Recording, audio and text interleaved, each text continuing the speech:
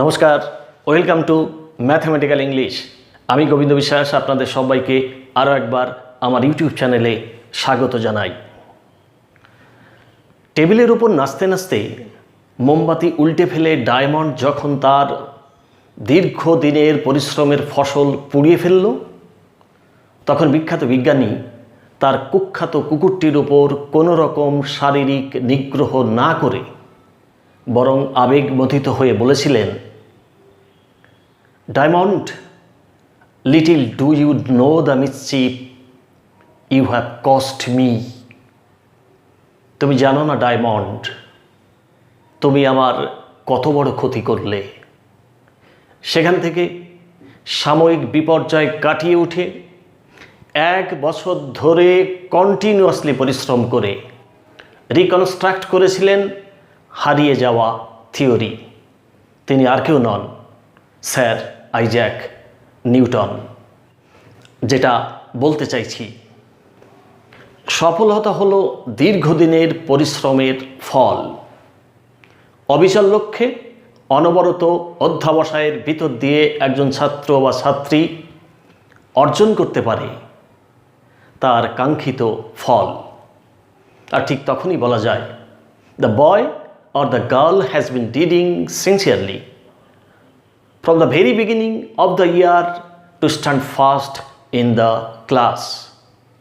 যে বাক্যটি আমি বললাম, বাক্যটি প্রেজেন্ট পারফেক্ট কন্টিনিউয়াস টেন্স। ধারাবাহিক আলোচনায় আমাদের আজকের বিষয় প্রেজেন্ট পারফেক্ট কন্টিনিউয়াস টেন্স।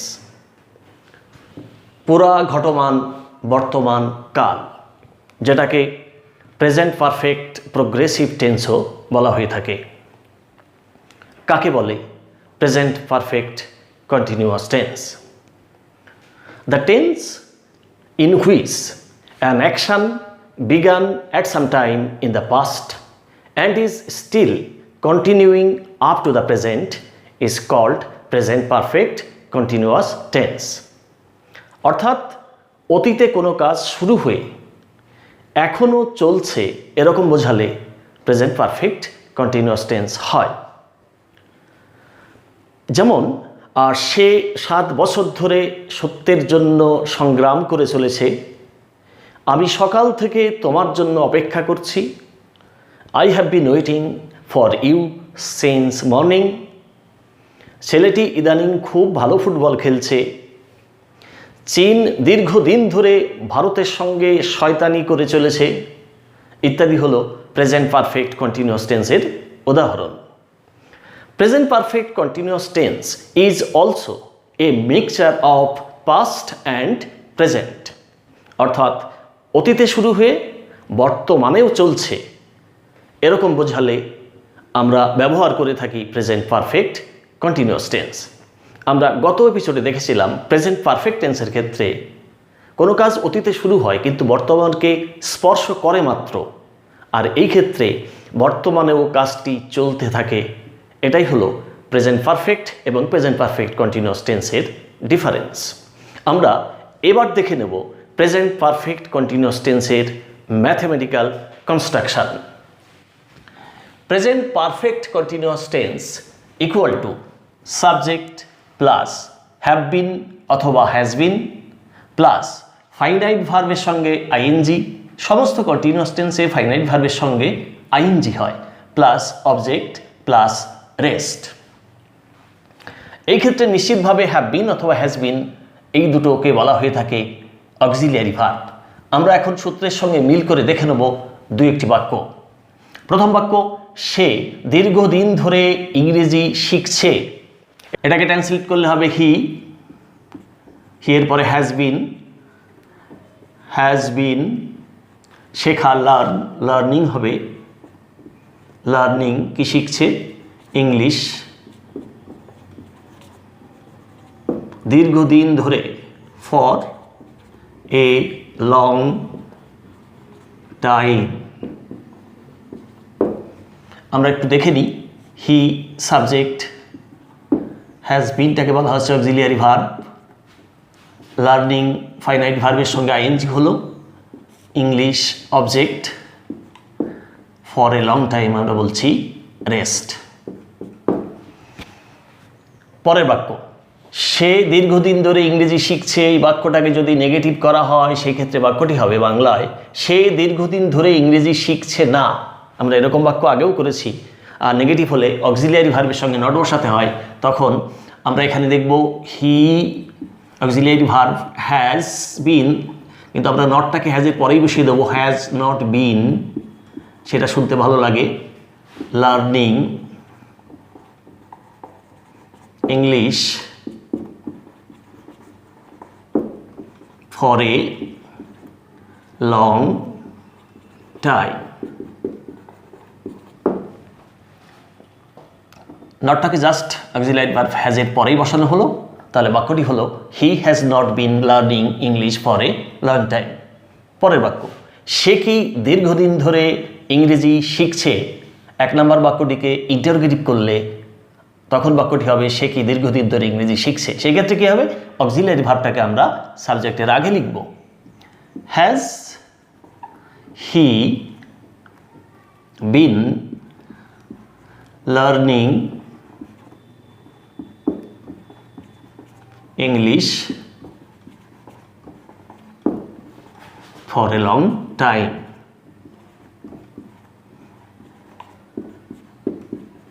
সেই ক্ষেত্রে কোশ্চেন মার্ক হবে। হ্যাজটা অক্সিলিয়ারি ভার্ব, হি সাবজেক্ট, বিনটা অক্সিলিয়ারি ভার্ব হ্যাজের সঙ্গেই আছে, লার্নিংটা ফাইনাইট ভার্ব, আর বাকিগুলো নিশ্চয়ই তোমরা পারবে। English object, for a long time একইভাবে রেস্ট। পরের বাক্য, সে কি দীর্ঘদিন ধরে ইংরেজি শিখছে না, অর্থাৎ নেগেটিভ ইন্টারগেটিভ হলে কি হবে, অক্সিলিয়ারি ভার্ব আগে লিখতেই হবে যেহেতু ইন্টারগেটিভ। হ্যাজ আমরা একসঙ্গে লিখতে পারি যদি নেগেটিভ ইন্টারগেটিভ হয়, হ্যাজেন্ট, হ্যাজেন্ট হি, তারপরে বিন learning English for a long time, for a long time, question mark হবে। হ্যাজেন্ট হি বিন, আমরা এটাকে লিখতে পারতাম has he not been learning English for a long time. যেহেতু হিটা প্রোনাউনের পরে বসে নট, আমরা লিখতে পারতাম, কিন্তু এটাকে যদি কন্ট্রাক্টেড ফর্মে লেখা হয় আমরা লিখতেই পারি hasn't he been learning English for a long time. পরের বাক্য, কতদিন ধরে সে ইংরেজি শিখছে। আমরা দেখলাম একটা ডব্লিউইস হলো কতদিন ধরে, কতদিন হাউ লং, কতদিন হাউ লং যেটাকে আমরা বলবো ডব্লিউইস, হাউ লং এটা ডব্লিউইস, তারপরে হ্যাজ, তারপরে subject been learning English question mark. How long এক্ষেত্রে ডব্লিউইস কম্পাউন্ড বলা হয়, ডব্লিউইস has auxiliary verb, he subject, been auxiliary verb মূলত হ্যাজের সঙ্গে, he been learning finite verb, English object, এক্ষেত্রে রেস্ট নেই। আমরা চলে যাবো পরের বাক্যে। তুমি সকাল 7টা থেকে কি করছো। সকাল 7টা এক্ষেত্রে নির্দিষ্ট টাইম, এক্ষেত্রে আমরা ফর নয় লিখব সিন্স। তুমি সকাল 7টা থেকে কি করছো, কি অর্থে what, what have you been doing, নির্দিষ্ট টাইম সেই জন্য আমরা লিখব সিন্স, সিন্স 7 AM। 7 AM লিখলেই সকাল 7টা থেকে বোঝায়।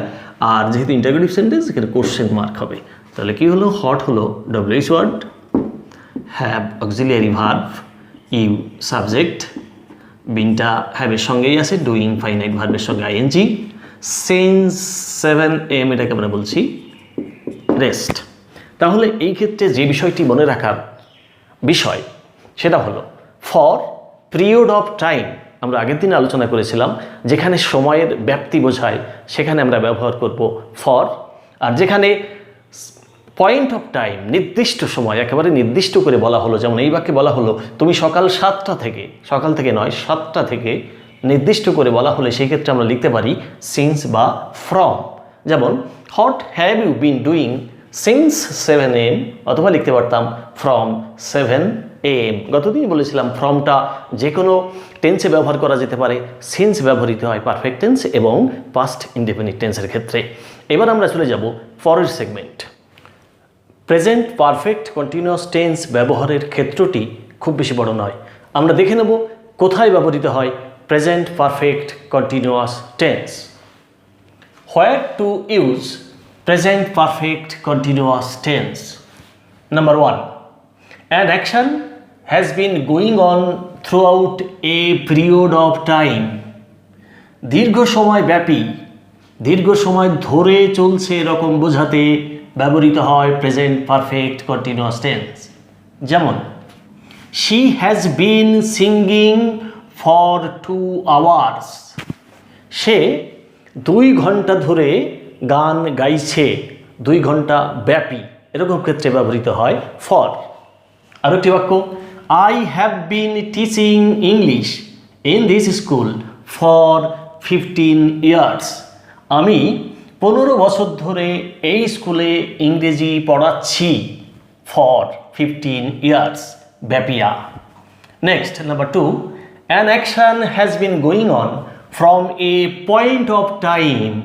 কাজটি কোনো নির্দিষ্ট সময় থেকে চলছে বোঝাতে আমরা ব্যবহার করে থাকি সিন্স। যেমন he has been living here since, অথবা ফ্রমও লিখতে পারি his childhood. সে তার বাল্যকাল থেকে এখানে বাস করছে। পরের বাক্য, it has been raining cats and dogs since, অথবা from morning. সকাল থেকে মুষলধারে বৃষ্টি হচ্ছে। Next number 3, used with all day, all morning, all my life, etc. Without for, since or from. অর্থাৎ অল এর সঙ্গে সিন্স, ফ্রম অথবা ফর ছাড়া। মনে রাখার বিষয়, আমরা যে বাক্যে অল ব্যবহার করব, যেমন all morning, all evening, all my life, সেই ক্ষেত্রে কিছুতেই সিন্স বা ফর ব্যবহার করা চলবে না। যেমন সারা সন্ধ্যা ধরে তারা গিটার বাজাচ্ছে, they have been playing guitar all evening। যদিও এখানে সময়ের ব্যাপ্তি বোঝায়, কিন্তু অল শব্দটি ব্যবহার করলে সেইখানে সিন্স বা ফ্রম বা ফর কোনোটাই ব্যবহার করা যাবে না। পরের বাক্য, কেন ছেলেটি সারা সকাল ধরে কাঁদছে? কেন, why has the boy been crying all morning. এখানেও সিন্স বা ফ্রম ব্যবহার করার সুযোগ নেই। Last number 4, generally used with recently or lately to express repeated action. সাধারণত রিসেন্টলি বা লেটলির সঙ্গে রিপিটেড অ্যাকশন বোঝাতে ব্যবহৃত হয় প্রেজেন্ট পারফেক্ট কন্টিনিউয়াস টেন্স। আমরা দেখিনি দুটি বাক্য, ইদানিং সে খুব বেশি টিভি দেখছে, এটার মধ্যে একটা রিপিটেশন আছে। হি হ্যাজ বিন ওয়াচিং, দেখছে, too much TV lately. Lately বাক্যের শেষে বসলো, তবে লেটলি শব্দটিকে বাক্যের শুরুতেও ব্যবহার করা যায় সেন্টেন্স অ্যাডভার্ব হিসাবে। পরের বাক্য, সম্প্রতি ইন্ডিয়ান ক্রিকেট দল খুব ভালো খেলছে। Indian cricket team has been playing well recently. Recently বাক্যের শুরুতেও বসানো যাবে, সেক্ষেত্রে আমরা লিখতেই পারতাম recently Indian cricket team has been playing well. মোটামুটি এই হলো প্রেজেন্ট পারফেক্ট কন্টিনিউয়াস টেন্স ব্যবহারের ক্ষেত্র। এবার আমরা চলে যাব পরের segment, some important things to note. I have read your book. এই ক্ষেত্রে বই পড়ার কাজটি শেষ হয়েছে, যেটা কিনা প্রেজেন্ট পারফেক্ট টেন্স। পরের বাক্য, I have been reading your book yet to finish. বই পড়ার কাজটি তখনও শেষ হয়নি, তখনও পড়ার কাজটি চলছে। This is the basic difference between present perfect and present perfect continuous tense. Number 2, সে 10 বছর ধরে তাকে ভালোবাসছে। ভালোবাসছে দেখে আমাদের মনে হতে পারে বাক্যটা কন্টিনিউয়াস ফর্মে হবে, কিন্তু আমরা জানি স্টেট ভার্বের কন্টিনিউয়াস ফর্ম সাধারণত লেখা হয় না, লাভটাকে লাভিং লেখা যাবে না। আমরা লিখতে পারি না he has been loving her for 10 years. যদি লিখি তাহলে বাক্যটি ভুল হবে। সেই ক্ষেত্রে আমাদের লিখতে হবে he has loved her for 10 years, যেটা কিনা প্রেজেন্ট পারফেক্ট টেন্স। নাম্বার 3, সকাল থেকে আমি তাকে 10 বার সাহায্য করেছি। এই 10 বার স্পেসিফাইড টাইম, এই ক্ষেত্রে আমরা কিছুতে লিখতে পারবো না প্রেজেন্ট পারফেক্ট কন্টিনিউয়াস টেন্স, আমাদের লিখতে হবে প্রেজেন্ট পারফেক্ট টেন্স। তাহলে বাক্যটি কী লিখব? আমরা যদি লিখি I have been helping him 10 Times since morning, তাহলে বাক্যটি ভুল হবে। আমাদের লিখতে হবে I have helped him 10 Times since morning, অর্থাৎ প্রেজেন্ট পারফেক্ট টেন্স। শেষ করব আজকের এপিসোড। তবে আজকের এপিসোড শেষ করার আগে বরাবরের মতো বলবো, যারা আমার চ্যানেলটি এখনও সাবস্ক্রাইব করেননি বা করনি, please do the same quickly. এবং যারা ইতিমধ্যে করেছেন তাদের সবাইকে অসংখ্য ধন্যবাদ। আপনারা সবাই ভালো থাকুন, সুস্থ থাকুন, অন্যকে ভালো রাখুন এবং কন্টিনিউয়াসলি দেখতে থাকুন ম্যাথমেটিক্যাল ইংলিশ। Thank you.